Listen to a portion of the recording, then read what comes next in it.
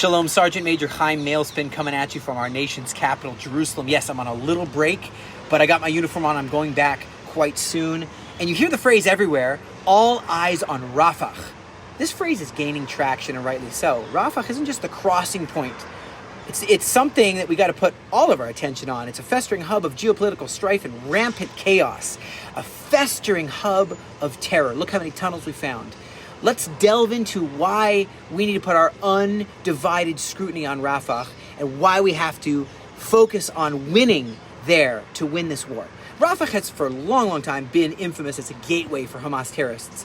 Where did they get all the weapons from? How come every house why every kid's bed has RPGs and mortars and missiles and bombs under the beds? How come under every hospital, mosque, what's going on there? 34 hospitals all filled with weapons. They're not getting it from the Israel side. Okay, a recent conflict that we see really amplifies the harsh truth, the harsh reality. Had the world been a little more vigilant earlier, even Israel, had we been more vigilant, we would have choked off these smuggling routes, all these tunnels. Look how many tunnels we found, saving countless lives. Every single time you get on social media, you see another tunnel that we found going to Egypt. If the world had given Netanyahu some backing, some encouragement to go on a preemptive strike on the 6th of October, okay, we wouldn't have had the 7th of October, would we have?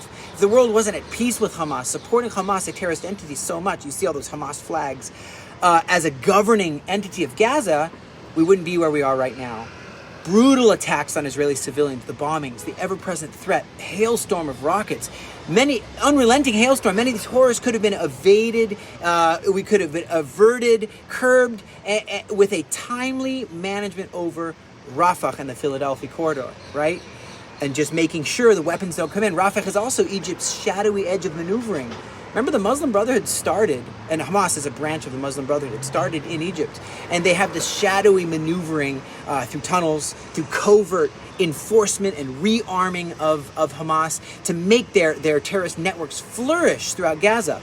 Okay, we just found about 50 tunnels in the Egyptian border of Rafah. More stringent global scrutiny should have been on this area. People like the UN and so on. And all these secretive plots shouldn't have snowballed so much. I mean, we should have had better intel. That's on all of us, okay, before the 7th of October. But I got to remind you, Egypt is an ally of the U.S., has a peace treaty with Israel, and still we're seeing all this going on under our noses. What is going on, you know? And so I hope that when we say all eyes on Rafah, all eyes of the world on Rafah, that they're seeing what we're seeing, and they know why we have to be there, why we have to put an end to this seemingly unending cycle. What about the hostages? Innocent Israeli civilians, some children, women, trapped in this nightmare, facing unimaginable ordeals. Take the Bibas family, those two young redhead kids, Ariel and Kfir Bibas, you know, snatched from their home, held in a dark, damp cell, a tunnel of darkness and despair. Their story is one of many, but hey, if all eyes of the world are on Rafah, are we remembering them? Maybe they're under Rafah. I mean, we've really, really looked throughout Gaza.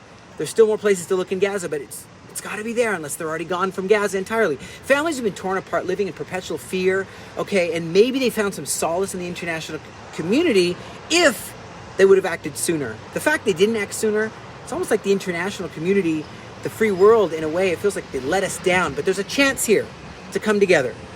Also, Hamas command centers in Rafah. We have to destroy the Hamas. Where is Yahya Sinwar, Mohammed Def, military commander? Okay, they operate with impunity there.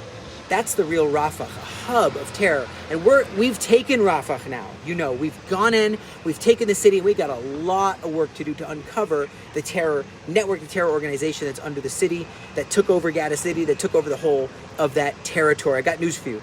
Hamas was voted in and still has overwhelming support by the Gazan population. So do you have all eyes on Rafah? Great.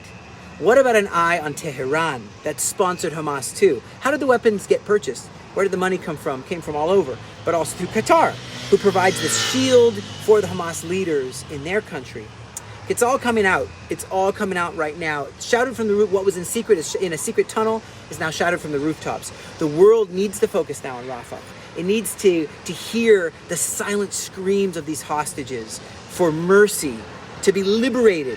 Let my people go. The pleas for justice, the cries for peace. Yeah, don't support Hamas and say you're a social justice warrior.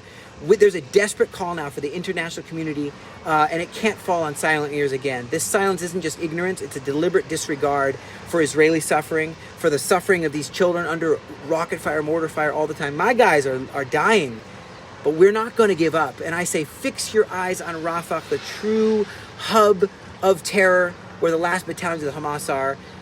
How we got here, what happened along the way, we're figuring it out, but we got to make a path out.